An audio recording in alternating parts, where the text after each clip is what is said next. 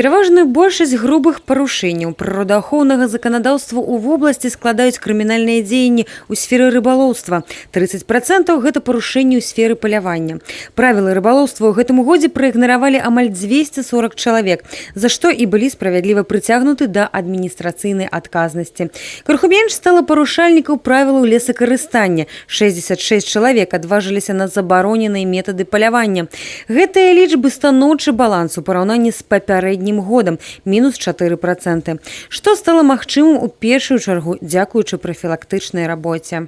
Сейчас государственные инспектора не составляют административные протоколы в отношении граждан, допустивших незначительные нарушения природоохранного законодательства, которые не повлекли за собой какого-либо непосредственного вреда природе.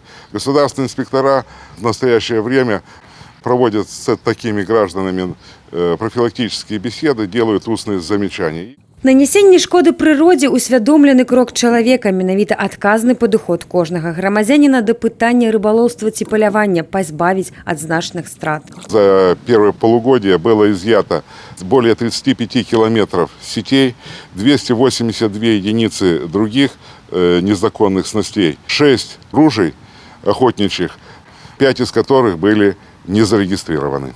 Калі парушальнік не панёс адказнасць за шкоду прыродзе ў першы раз, гэта не заканамернасць, а урок. Здача забароненых прылад рыбалоўства і паляванню ў самаахвотным парадку у Брэсцкую абласную інспекцыю ці міжраённай інспекцыі аховы жывёльнага і расліннага свету – лепшы спосаб рашэння сітуацыі. Софія Беражная, Юрый Плінда, тэлерадыёкампанія «Брэст».